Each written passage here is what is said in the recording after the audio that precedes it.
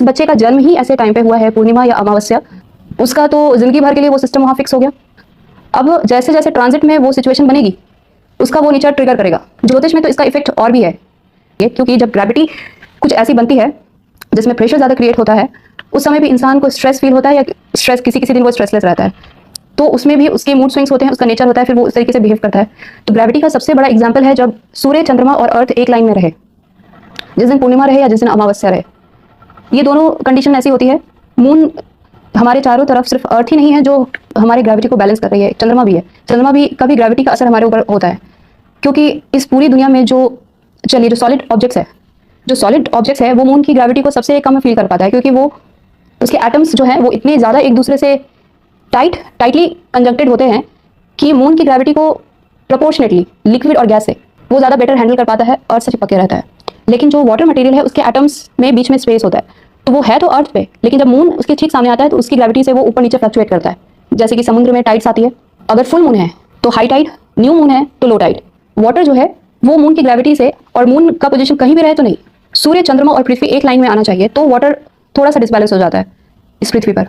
और जो गैस है वो उससे ज़्यादा भी हो जाता है। गैस के बारे में, क्योंकि गैस, जितने भी गैस हैं हमारे एटमॉस्फेयर में, ये ज़्यादा विजिबल नहीं है, तो लोग इसके बारे में सोचते हैं कि हमें उदाहरण देना मुश्किल है। वाटर का क्योंकि ये विजिबल होता है तो इसका उदाहरण उपलब्ध है, सहज उपलब्ध है, क्योंकि कोई भी लोग इस तथ्य को समझ सकता है। गैस से रिलेटेड तथ्य को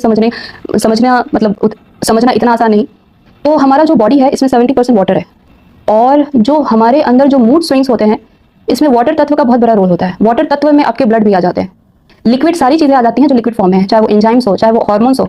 अच्छा, तो जब सूर्य, चंद्रमा और पृथ्वी एक लाइन में रहेंगे तो उस समय आपका ब्लड फ्लो या तो हाई रहेगा या लो रहेगा, ठीक, हाई टाइड की तरह या लो टाइड की तरह। किसी को प्रेशर का प्रॉब्लम है तो वो हाई या लो फील करेगा। हाई प्रेशर वाले हाई टाइड के टाइम पे ज़्यादा हाइपर फील करते हैं। हाँ, हाई प्रेशर वाले जिस दिन लो टाइड रहेगा, यानी कि जैसे न्यू मून रहेगा, हाई ब्लड प्रेशर वाले उस दिन थोड़ा सूदिंग फील करेंगे, नॉर्मल फील करेंगे, उन्हें ज़्यादा पता नहीं चल पाएगा।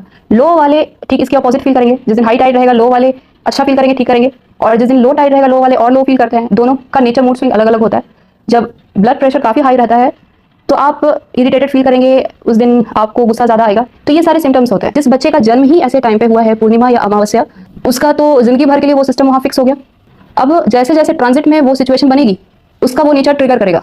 ये अलग अलग चीज़ें हैं। पूर्णिमा में किस तरह का नेचर होता है, अमावस्या में किस तरह का नेचर होता है, अभी तक तो बात यहाँ रहेगी, क्योंकि हम एस्ट्रोलॉजी समझने से पहले चीज़ों को समझने की कोशिश कर रहे हैं कि भाई एस्ट्रोलॉजी कुछ काम की चीज़ है कि नहीं, चीज़ें कैसे काम करती हैं, पहले हम ये तो समझ ले कि काम करती भी है कि नहीं, क्या चीज़ें हैं जो काम करती हैं, फिर तो हम एस्ट्रोलॉजी समझेंगे कि भाई ये इसमें इसका इफेक्ट क्या क्या आता है, कैसे कैसे आता है। पहले तो लोगों को ये नहीं पता कि चीज़ें क्या काम कर रही हैं, तो बस तोता की तरह बुक में पढ़ लिया कि हाँ ऐसे ऐसे इफेक्ट है, बोलना शुरू कर दिया। तो कई बार क्या होता है कि जिसने ग्रंथ लिखे उसने अपने हिसाब से पूरा रिसर्च करके लिखा, लेकिन